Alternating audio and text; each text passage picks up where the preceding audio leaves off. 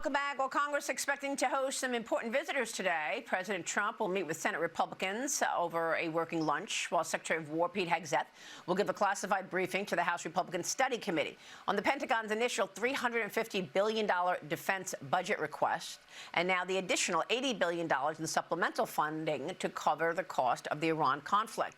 Meanwhile, talks are expected throughout the week on a potential third reconciliation bill and other key Republican agenda items. Joining me now is Arkansas Congressman Rick Crawford. He is the chairman of the House Intelligence Committee. Congressman, good to see you. Thank you so much for being here this morning.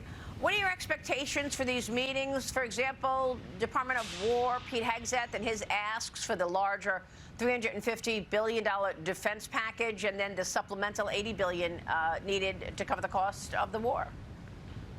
Well, I mean, obviously, we knew this was coming. We've been talking about it for several months now. And over time, and obviously the expense goes up over time. So no surprises, really. I don't think anybody is caught off guard by this request. He's coming around just to make sure people understand what the number is, what they're asking for, why they need it, and things like that. So it's typical that in a situation like this type of scenario, you'll see it. Yeah, I mean, I guess the question really is, we're not debating defense spending. We understand that we have to replenish our arms after this war. But will Republicans stay united on this issue going into the midterms? Well, yeah, that's a question that's being asked. I think you have to sort of look at the way that the president is conducting operations in Iran, and I think it's not necessarily an apples comparison. But if you think about the way he's treating this, it's not unlike the way MacArthur engaged with Japan post-World War II.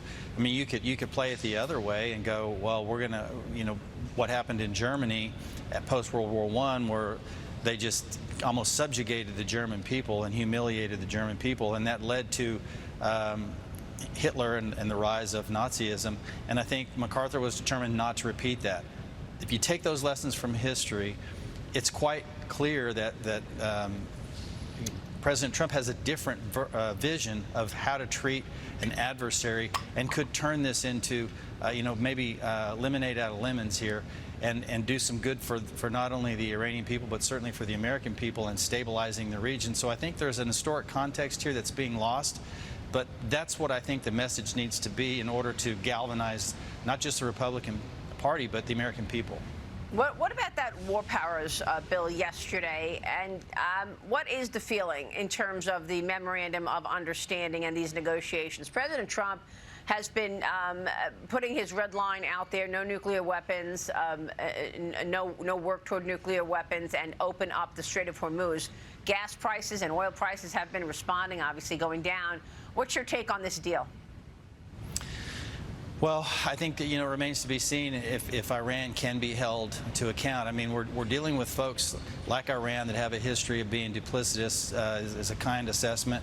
And we're also relying on a country like Pakistan to help broker the deal, who have a history of their own as it applies to their relationship with us. And so it's a little bit early to speculate, but I think you do have to look at the evidence of what's taking place, or look at the oil markets. They're responding very favorably. The problem is that at the retail level, the prices aren't mirroring that. And I think you heard the president come out yesterday and forcefully say these gas prices at the retail level, at the pump, have to start coming down immediately, because the markets are saying that we're responding favorably to what the president has done with Iran, but the retail price is not following that pattern.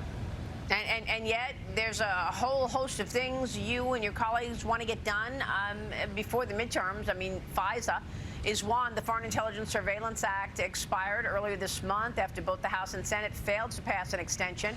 This is the first time FISA has lapsed since the bill's inception. Congressman, you're the chairman of the House Intelligence Committee. How serious of an issue is this? What do you think we should be thinking about? And do you expect any movement on the FISA extension? Yeah, I mean, you look, in the House, we passed that, sent it to the Senate weeks ago, and the Senate could take that bill at any point in time, pass it, and send it to the president, and we'd have 702. It's not that hard. We've done our work in the House, and we're just waiting on the Senate to do something. Even if they wanted to do their own, which they made an attempt to do, and failed to send it to us and let us work on it. But that hasn't even happened. And I would just remind the American people that the House sent a good, viable bill to the Senate, and there it sits. So that's really, the state of play right now. What does that mean for national security? Well, we don't know, because we've never been here before. Post 9/11, we've never had this this scenario. So I'm hoping that there are some, there's some diligence with regard to eyes on these foreign threats, but 702 has been a critical tool in keeping Americans safe, and so we're vulnerable, and I'm concerned about that. Anything else you think is doable before the midterms? I know you've also got permitting as a priority as well. That's certainly a priority for business right now.